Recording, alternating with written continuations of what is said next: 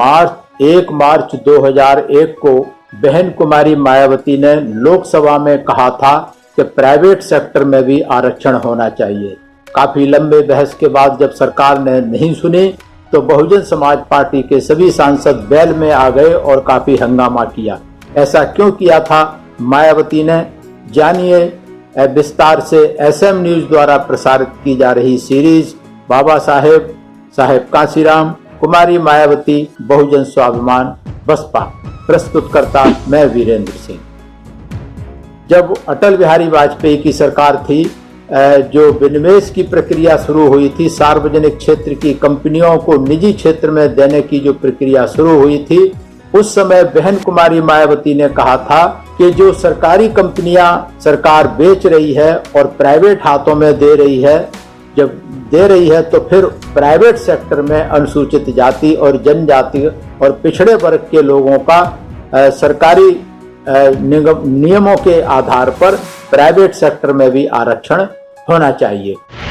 बहन कुमारी मायावती ने कहा उस समय जो विनिवेश किया जा रहा था, जो सरकारी कंपनियां बेची जा रही थीं, तो बहन कुमारी मायावती ने कहा कि जो बीजेपी की सरकार है हमेशा केवल मनुवादी पूंजीपति उद्योगपति लोगों का ही हित उनको दिखता है और अनुसूचित जाति जनजाति और OBC और गरीबों का हित नहीं देखती, हित में कोई लेना देना नहीं होता है। तो ये जन विरोधी नीतियों का बहुजन समाज पार्टी ऐसी सरकार का विरोध करती है और आज भी लगभग यही स्थिति है। उस समय बाल्को कंपनी का विनिवेश किया गया था और बाल्को कंपनी की संपत्ति 51% शेयर बेचे गए थे मात्र 551 करोड़ में, जो कि बहुत कम थे, औने पौने में बेच दिए गए थे। और उस समय इसमें कोई पारदर्शिता नहीं अपनाई गई थी। तब लोकसभा में नियम 184 के तहत इस पर चर्चा हुई थी कि सरकार ने इसमें घपला किया है, कुछ गड़बड़ किया है। उसी चर्चा के दौरान बहन कुमारी मायावती ने ये कहा कि बाल्को कंपनी जो बेची गई उसमें जो कंपनी के शेयर होते हैं, ऐसा कहा गया कि सरकारी अधिकारियों ने, उच्चाधिकारियों ने उसका डिवैल्यू किया, उसका कीमत कम की और इस तरीके से बेची। तो बहन कुमारी मायावती ने कहा कि ये उच्चाधिकारियों का हाथ नहीं, इसमें सीधा सीधा राजनीति का हाथ था, राजनीति कहीं न कहीं थी, पार्टी की राजनीति का हाथ था और उसे मूल्यांकन कम करके जो तरीका अपनाया गया वो सरासर गलत था। और बहन कुमारी मायावती ने बताया कि श्री PV राव को नियुक्त किया गया था महत्वपूर्ण मूल्यांकन के फैसले को और 10 दिन में रिपोर्ट देने को कहा था, लेकिन उन्होंने मात्र 7 दिन में ही अपनी रिपोर्ट प्रस्तुत कर दी थी और सरकार ने आनन फानन में कंपनी को बेचने का फैसला ले लिया था। तो ऐसा बहन कुमारी मायावती ने कहा कि इसमें कहीं न कहीं ऐसी बू आ रही है कि कहीं न कहीं भारी इसमें भ्रष्टाचार की बू आती है कि जो फैसला इस तरीके से किया गया, तो उस फैसले में बहुजन समाज पार्टी ने कहा हम इसके विरोध में है, साथ में नहीं है। और जो बाल्को कंपनी है या थी वो अनुसूचित जनजाति की जमीन पर लगाई गई थी और अनुसूचित जनजाति की जमीन को ऐसा कानून प्राविधान है संविधान में कि उसको कोई सरकार बेच नहीं सकती। तो जो बाल्को कंपनी बेची गई उसको कोई निजी कंपनी खरीद नहीं सकती, ऐसा प्रावधान था। तो ये सरकार ने गलत किया। और जो विनिवेश किया जा रहा है, जो तब शुरू हुआ था, इवन आज भी जो किया जा रहा है, उसमें बहन कुमारी मायावती ने कहा कि इसमें जो सरकार की मंशा है, विनिवेश जो किया जा रहा है कि SC ST OBC का जो रिजर्वेशन है उसको खत्म करना चाहती है। तो SC ST OBC की विरोधी मानसिकता इसमें नजर आ जाती है, क्योंकि जो प्राइवेट सेक्टर में चला जाएगा तो फिर उसमें रिजर्वेशन की व्यवस्था नहीं होगी। और इसीलिए बहुजन समाज पार्टी ने ये दावा किया, ये अपना जोरदार तरीके से अपनी बात को रखा कि विनिवेश से पहले सरकारी कंपनियों के इसमें प्राइवेट सेक्टर में SC ST OBC का आरक्षण होना चाहिए। और चूंकि अभी आरक्षण नहीं है और जो सरकार में बैठे लोग हैं वो बहुत तेजी से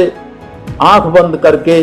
आनन फानन में निजीकरण में लगे हुए हैं, तो उन सभी की, चाहे वो अधिकारी हैं चाहे पार्टी के लोग हैं, उन सभी की जो है दूर से दूषित मानसिकता नजर आती है। बहन कुमारी मायावती ने कहा कि वैसे तो रिजर्वेशन के खिलाफ है ही हैं, लेकिन अगर आप खिलाफ बोलते हैं और आपको इसके खिलाफ काम करते हैं सीधे सीधे, तो तुम्हें डर है कि अनुसूचित जाति और उनका वोट नहीं मिलेगा, क्योंकि उनका समर्थन अभी भी आपको उतना नहीं मिल रहा। इसलिए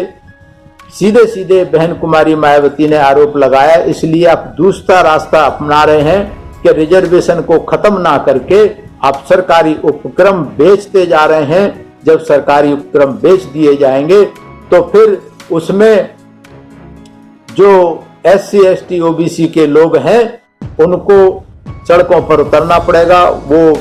मजदूर और बेसहारा हो जाएंगे, और आप जो है सरकारी कंपनियां निजी हाथों में घाटे का बहाना बना करके, क्योंकि जो बाल्को कंपनी बहुत ही मुनाफे वाली कंपनी थी, उसे कागजों में घाटा दिखा करके उसे औने पौने दामों में बेच दिया। तो बहन कुमारी मायावती ने इसको जोरदार तरीके से उठाया कि ये सरकार नहीं सोचती कि जो लोग बेरोजगार हो जाएंगे, क्योंकि जब प्राइवेट कंपनी होगी तो SC ST OBC के लोगों को निकाल दिया जाएगा, वो कहाँ जाएंगे, उनका क्या होगा। इसीलिए बार बार बहन कुमारी मायावती ने ये मांग की, जोरदार मांग की कि प्राइवेटाइजेशन से पहले प्राइवेट सेक्टर में आरक्षण होना बहुत जरूरी है।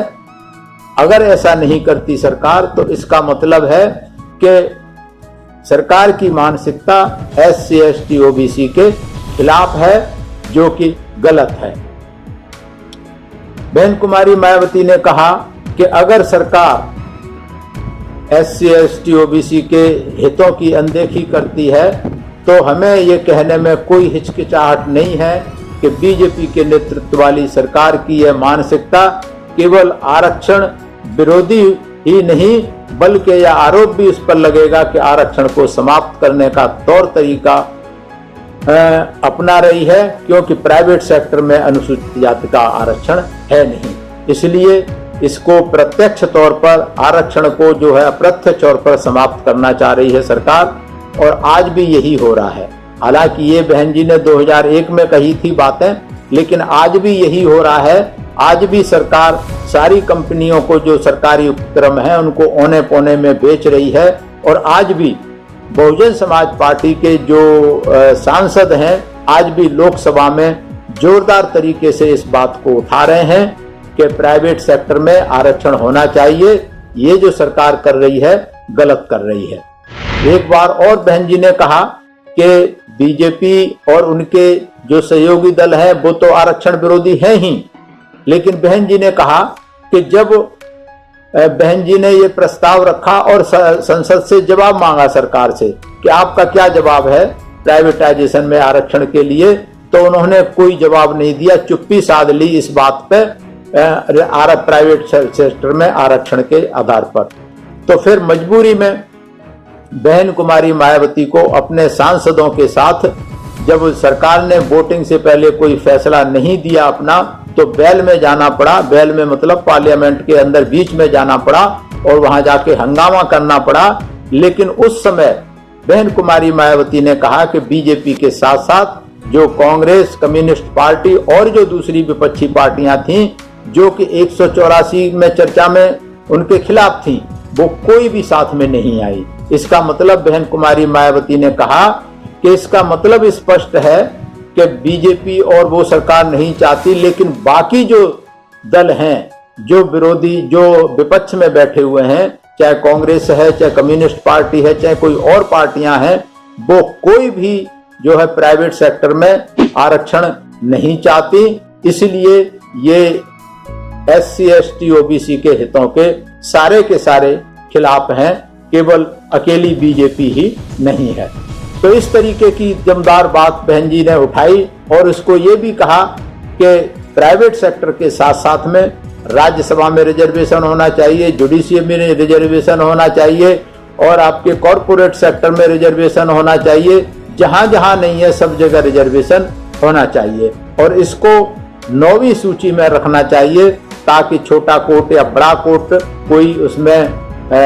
अपनी मनमर्जी के फैसले ना ले सके। तो बहन कुमारी मायावती ने एक बार ही नहीं, संसद में जहां मौका मिला, बाहर भी जब मौका मिला, हमेशा आरक्षण के समर्थन में ये बात कही है और हमेशा प्राइवेट सेक्टर में आरक्षण के लिए मांग हमेशा उठाती रही है। और आज भी बहुजन समाज पार्टी के जो सांसद हैं, आपने अगर संसद की कार्रवाई देखी हो तो प्राइवेटाइजेशन के खिलाफ आज भी वो अपनी आवाज संसद में बुलंद किए हुए रहते हैं। तो इस तरीके से बहन कुमारी मायावती हमेशा जब जब मौका मिला है SC ST OBC के आरक्षण के पक्ष में खड़ी नजर आती हैं, इसके लिए संघर्ष करती रहती हैं और आज भी पार्टी लोकसभा में इसके लिए संघर्ष कर रही है। तो ये आज के युवा वर्ग को जानना बहुत जरूरी है, क्योंकि जो सरकार आजकल विनिवेश के सार्वजनिक उपकरण बेच रही है, उसमें नई नौकरी तो मिलेगी ही नहीं, साथ में जो आगे जो नौजवानों का भविष्य है वो भी खतरे में पड़ेगा, क्योंकि रिजर्वेशन खत्म हो जाएगा, नौकरी मिलेगी नहीं। तो ये बहुत ही चिंता का विषय है। इसलिए युवा वर्ग को ये सोचना पड़ेगा कि उनका हित कहाँ है, कौन सी पार्टी है आज जो उनके लिए लड़ाई लड़ रही है, पहले किसने लड़ाई लड़ी है, आज कौन सी पार्टी लड़ाई लड़ रही है। इस चीज को ध्यान में रखते हुए अपना चिंतन मनन करें और अपने जो आजकल गुमराह करने की जो राजनीति चल रही है, बहुत सारे छुटवैये नेता पैदा किए जा रहे हैं, चमचे दलाल पैदा किए जा रहे हैं, उनसे सावधान रहने की जरूरत है। आज बस इतना ही। मैं धन्यवाद करता हूं SM न्यूज का कि बहुजन समाज पार्टी और बहन कुमारी मायावती के संघर्षों के बारे में जो पुराना इतिहास है वो जन जन तक दोबारा पहुंचा रहे हैं, खासकर युवा वर्ग तक, ताकि उनको पता लगे कि बहुजन समाज पार्टी किस तरीके से संघर्ष करके, बहन कुमारी मायावती किस तरीके से सड़कों पर चल के, भूखे रह के, पैदल चल के, साइकिल पर चल के यहाँ तक पहुंची हैं। और मैं सभी दर्शकों का धन्यवाद करता हूं। सभी को मेरा जय भीम, सभी को मेरा आभार, सभी मेरा प्रणाम स्वीकार करें।